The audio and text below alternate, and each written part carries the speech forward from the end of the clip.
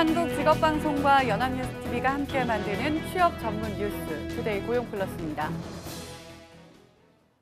지난 10년간 조선업 대형 재난사고로 희생된 사람 10명 중 8명은 하청업체 노동자였던 것으로 조사됐습니다. 산업 현장의 위험의 외주화가 수치로 입증된 셈입니다. 박효정 기자입니다. 지난해 5월 경남 거제 삼성중공업 조선소 크레인이 충돌에 꺾이면서 6명이 사망하고 25명이 다쳤습니다. 같은 해 8월 경남 창원에선 STX 조선해양 석유 운반선에서 폭발 사고가 발생해 4명이 목숨을 잃었습니다. 조선업 중대 사고가 끊이지 않자 대책 마련을 위해 민간위원회가 꾸려졌고 6개월간 활동 끝에 보고서를 작성해 정부에 제출했습니다. 보고서에 따르면 지난 10년간 발생한 조선업 재해로 모두 324명이 사망했는데 이 가운데 하청업체 노동자는 257명으로 80% 가까이 차지했습니다. 하도급의 재하도급으로 위험을 외주화하고 있다는 산업 현장의 슬픈 명제가 수치로 입증된 셈입니다. 조선업에 종사하다 산업재해를 입은 노동자는 지난 10년간 16,300여 명으로 선박이나 해양 플랜트 등 높은 곳에서 추락해 다치거나 사망한 경우가 가장 많았습니다. 조사위는 조선업 산업재해에 대한 정부 처분이 그동안 과태료 부과 수준에 머물렀다며 그마저 많은 금액도 아니었다고 지적했습니다. 조선업 재해의 중대 원인은 다단계식 재하도급으로 원칙적으로 이를 금지하고 필요에 따라 법제화해야 한다고 밝혔습니다. 이 밖에 원청업체에 대한 하청 노동자의 안전보호 의무를 강화하고 조선업에 기능인 자격제도를 도입해 숙련 노동자를 기르는 방안도 제안했습니다. 연합뉴스TV 박효정입니다. 쌍용 자동차에서 근무하다 해고된 남편의 아내들 가운데 절반이 지난 1년간 극단적인 생각을 한 적이 있다는 충격적인 조사 결과가 나왔습니다. 해고 이후 10년이란 시간이 지났지만 이들에게 남겨진 상처는 아직도 씻기지 않고 있습니다. 박수주 기자입니다. 갑작스런 남편의 해고 이후 엄마는 늘 씩씩해야 했습니다. 약간 솔직하지 못했던 것 같아요. 막 웃을 때 웃는 것도 아니었던 것 같고 막 슬플 때 슬프게 울었던 것도 아닌 것 같고 하여튼. 쌍용차는 금기어였습니다. 남편은 물론 누구에게도 속을 털어놓지 못했고 상처는 고스란히 쌓여 때론 우울증으로 때론 병으로 나타났습니다. 처음에 병원에서 들었을 때는 좀 청천벽력 같은 소리였었어요. 내가 설마 내가 암이야? 그런 정말 안 믿겨질 정도로. 어렵사리 복직했더라도 사정은 다르지 않았습니다. 먼저 들어갔다고 솔직히 좋아한다기보다는 뭔가 그쵸, 부채감이라고 해야 되죠. 그런 게 계속 있었던 것 같아요. 마음속 상처를 생각하면 억울함이 가시지 않습니다. 너희가 잘못한 게 아니야. 나는 사과를 받아본 적이 없기 때문에 그러니까 이런 이게 억울함, 분함 이런 게 아직도 내재해 있는 게 그런 게 아닐까 싶어요. 그래서 해고자와 복직자, 그 가족들은 많게는 10명 중 8명이 우울 증세를 느끼고 있습니다. 특히 해고자의 배우자 절반은 지난 1년간 진지하게 극단적 선택을 생각해 본 적이 있다고 답했습니다. 지난 10년간 30명이 목숨을 끊었고 이 죽음의 행렬은 불과 석 달 전까지 이어졌습니다. 사회적 고립, 거기에 더불어서 정리해고 과정에서 나타났었던 사회적 낙인들, 이런 지점들이 해고 노동자들의 삶을 계속 옥죄했다고 저는 생각하고 있습니다. 아직도 해고자 119명과 그 가족들은 복직의 날을 손꼽아 기다리고 있습니다. 연합뉴스TV 박수주입니다. 서비스업 중심으로 법인 설립이 늘어나면서 올해 들어 7개월간 신설법인 수가 6만 개를 넘어섰습니다. 중소벤처기업부가 발표한 신설법인 동향에 따르면 올해 7월 신설법인은 8,900여 개로 지난해 대비 7.2% 증가했습니다. 7월까지 설립된 법인은 6만 1,708개로 2015년 이후 매년 늘고 있습니다. 하지만 제조업 신설법인 수는 작년 같은 기간에 비해 9.5% 감소했습니다. 수협이 대법원 판결에 따라 노량진 수산시장 구시장에 대한 세 번째 명도 소송 강제 집행에 나섰습니다. 하지만 상인들의 반발로 이번에도 무산됐는데요. 강제 집행 과정에서 법원 집행관과 구시장 상인들 간 몸싸움까지 벌어지자 물리적 충돌 우려에 집행이 중단됐습니다. 김장현 기자입니다. 법원 집행관들과 수협 직원들이 노량진 수산시장으로 진입을 시도하자 상인들이 인간띠를 만들어 몸으로 맞섭니다.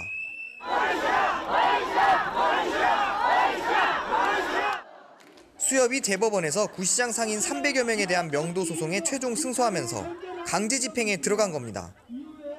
이른 아침부터 구시장 상인과 민주노련, 민중당 관계자 등 800여 명은 시장으로 진입할 수 있는 입구 곳곳을 막았습니다.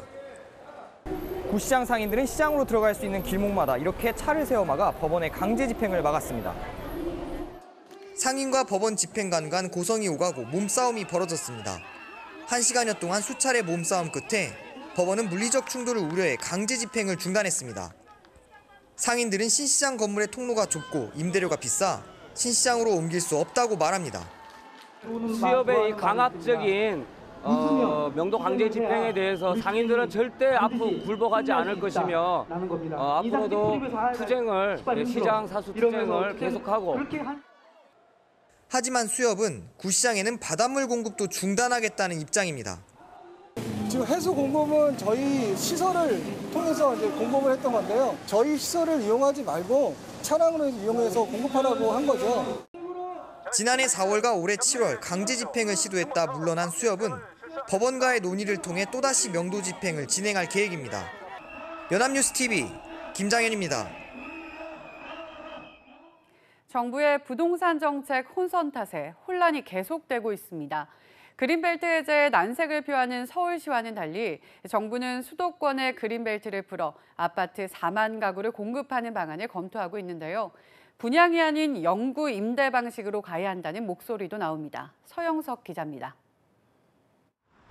그린벨트 해제를 놓고 정부와 서울시가 입장 차이를 보이고 있는 가운데 정부는 경기도 과천과 의왕 등 수도권 8곳의 그린벨트를 풀고 모두 4만 가구의 아파트를 공급하는 방안을 추진하고 있습니다.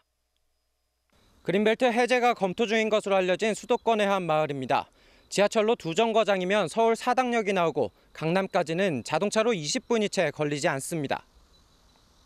반면 서울시는 난색을 보이며 도심 유휴지 개발로 눈길을 돌리고 있습니다. 아직 확정된 것도 아닌데 해당 지역은 벌써부터 들썩이고 있습니다.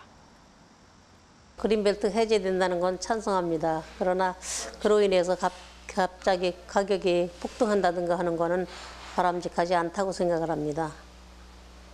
전문가들은 개발 호재에 따른 인근 지역 가격 상승은 어쩔 수 없지만 장기적으로는 가격 안정 효과가 있을 것으로 내다봤습니다. 입주를 하게 되면 주변 가격이 거의 상당히 조정을 받아요. 중장기적으로는 가격을 안정시키는 효과가 있기 때문에 정부에서는 계속 추진해야 될 것으로 보입니다. 공급이 오히려 가격을 올리는 역효과가 우려되는 서울의 노른자 윗땅에는 임대주택만 공급해야 한다는 초강도 제안도 나옵니다. 분양 방식으로 갈 경우에는 로또 주택 같은 효과가 나타날 수 있기 때문에 서울에서 공급하려는 계획에서는 임대주택, 영구 임대주택 등으로 방향을 확실하게 잡는 것이 대안이 될 수 있을 것 같습니다. 전문가들은 또 장기적이고 꾸준한 주택 공급을 통해 내 집 마련이 꿈이 아니라는 신호를 주는 것이 중요하다고 입을 모았습니다. 연합뉴스TV 서영석입니다. 서울에서 내 집 마련하기가 어려웠던 것은 하루 이틀 일이 아닙니다. 하지만 평균 가격이 7억 원을 돌파하는 등 끝을 모르는 상승세는 사회 초년생을 비롯한 서민들을 무기력하게 만들고 있습니다. 막막하다 못해 박탈감마저 느끼는 시민들을 이동훈 기자가 만나봤습니다. 서울 아파트의 평균 가격이 지난해 말 조사 표본을 재설계한 이후 처음으로 7억 원을 돌파했습니다. 49개월 동안 끊이지 않고 오른 건데 천정부지로 뛰는 집값을 바라보는 청년들은 사회로 진출하기 전부터 무기력해집니다. 취직을 당장 하더라도 초봉이 그렇게 처음부터 높을 수도 없고 집을 살려고 해도 돈을 몇 년은 모아야 되는데 그런 점에서는 그냥 막막하고 약간 대책이 없는 것 같아요. 여기저기 쓸 돈은 늘어나지만 월급은 고정된 직장인들도 서울에서 내 집 마련하기는 불가능에 가깝다고 느끼고 있습니다. 일을 하고 있는데 너무 이제 돈도 모으고 있고, 근데 이제 그 모으는 거에 비해서는 집값을 사기에는 조금 힘든 것 같아요. 정부가 집값을 잡기 위해 보유세 강화 카드를 집어든 가운데 당장은 힘들어도 집값에 따라 정당한 세금을 내야 한다는 목소리도 나옵니다. 증세를 하면은 상당히 좀 어려움을 느끼겠죠. 그러나 정부 정책에 국민으로서 전적으로 동의를 해야죠. 그래서 정부에서 알아서 위정자들이 전 국민을 위해서 잘 생각해서 유념해 주시길 바랍니다.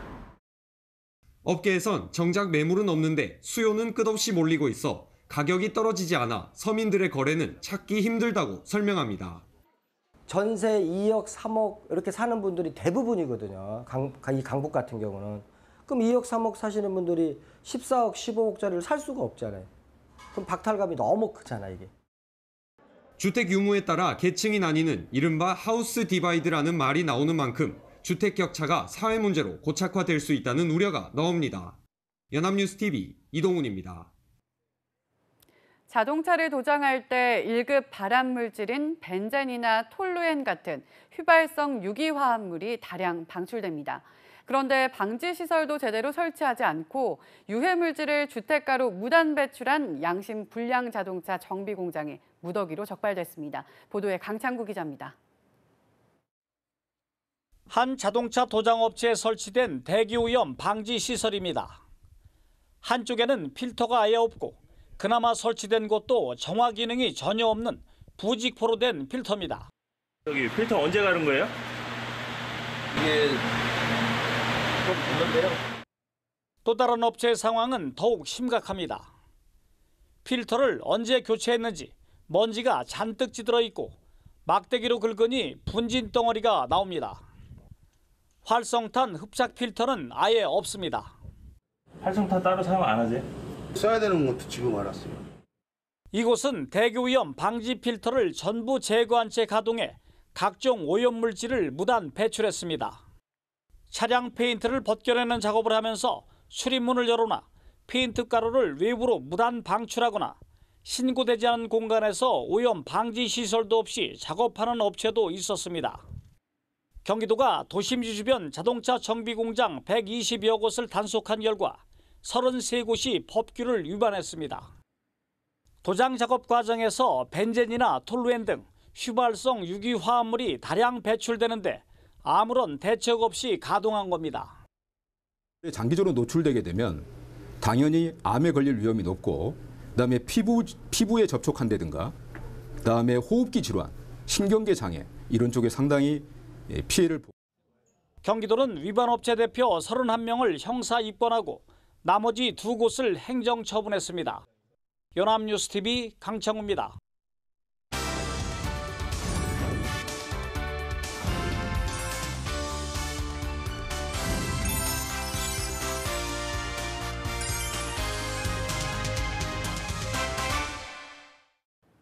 숨겨져 있는 알짜 직업을 소개하는 히든잡. 오늘도 투데이 고용플러스의 공식 취업 도우미 안치홍 아나운서와 함께합니다. 안녕하세요. 안녕하세요.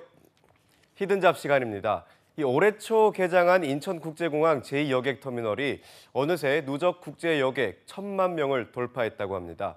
이처럼 공항을 이용하는 국내외 여행객이 빠르게 증가하며 공항의 안전에도 더욱 신중을 기하고 있는데요. 그래서 오늘은 공항 곳곳에서 묵묵히 이용객들의 안전을 지키고 있는 히든잡에 대해 알아보고자 합니다. 네, 여행 산업이 발전함에 따라 항공사도 더욱 늘어나고 있고 게다가 인천공항은 아시아에서도 손꼽히는 허브 공항이라 이용객 수도 더욱 많아지고 있습니다. 이로 인해 만일의 사태를 위해 안전과 보안에 더욱 신경을 쓰고 있다고 들었는데 그렇다면 혹시 오늘의 히든잡은 공항 내에 상주하는 경찰 아닌가요? 물론 과거에는 이 역할을 경찰이 담당한 적도 있었습니다. 하지만 이제는 아예 전문 직업이 됐는데요. 바로 공항보안검색요원입니다. 공항보안검색요원이란 항공보안법에 따라 공항보호구역을 통과하는 사람과 물건에 대해 폭발물이나 위험성이 있는 물건이 있는지를 수색하는 전문 인력을 말하는데요. 항공기와 승객의 안전을 최일선 현장에서 책임지고 있어서 공항의 안전 책임자라고 불리기도 하는 직업입니다. 네, 그렇다면 탑승 수속을 한 뒤 비행기에 싣는 짐과 승객들을 검사하는 사람들이 있잖아요. 혹시 이들이 바로 공항 보안 검색 요원 아닌가요? 네, 일반인들이 가장 많이 접하는 공항 보안 검색 요원이 바로 탑승 수속 이후에 진행되는 기내용 화물을 검사하는 보안 검색 요원일 텐데요.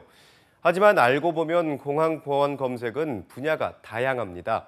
방금 말씀하신 이 기내용 화물을 검사하는 건 1차 보안 검색 요원이라고 하는데요. 구체적인 업무는 체크인 카운터에서 탑승 수속을 한 뒤 항공사에 맡기는 수화물 내에 위험한 물품이 있는지, 또 승객 중에 위험한 물품을 소지한 사람이 있는지 엑스레이와 금속 탐지기로 검사하는 건데요. 2차 보안 검색 요원도 있습니다. 미주 노선을 이용하는 승객과 소지품 검사를 다시 하는 검색 요원을 이야기하는데요.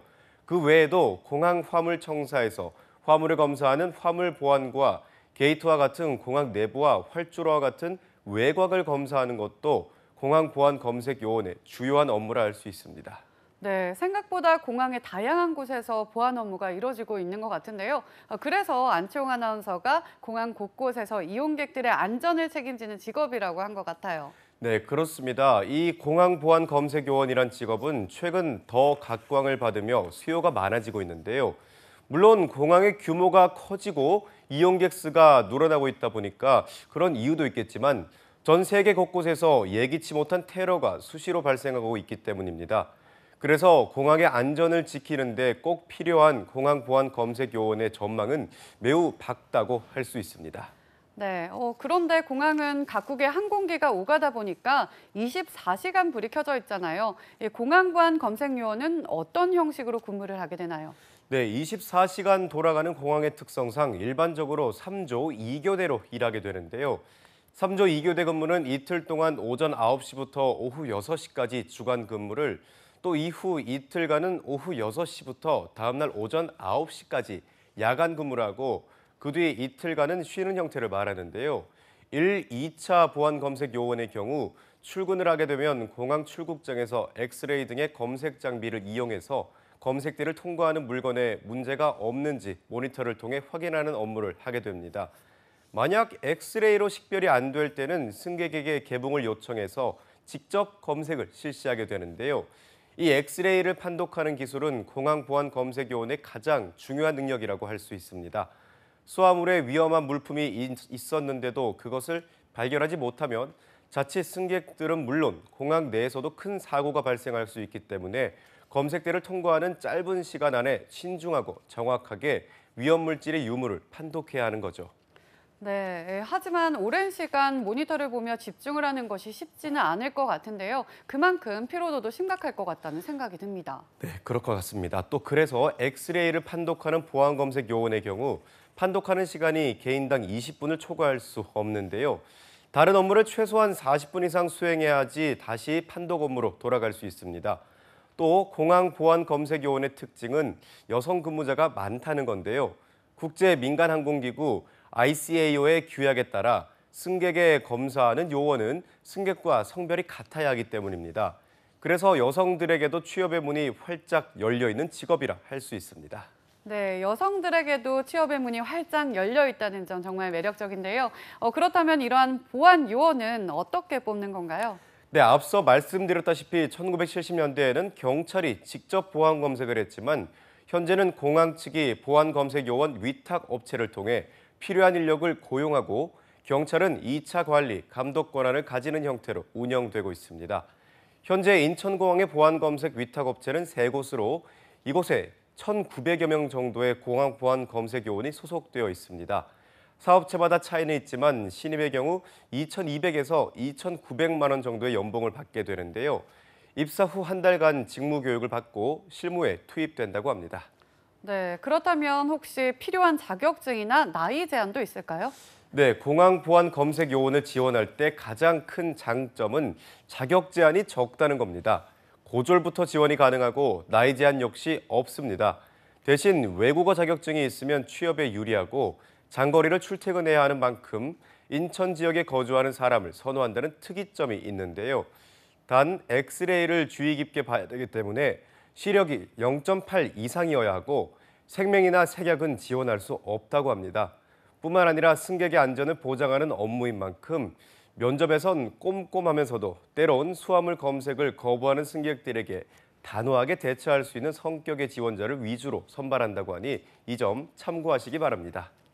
네, 각국의 불특정 다수가 공항을 이용하고 있지만 지금까지 공항이 매일 안전하게 불을 밝힐 수 있는 건 바로 이 공항보안 검색 요원이 있기 때문이 아닐까 싶습니다.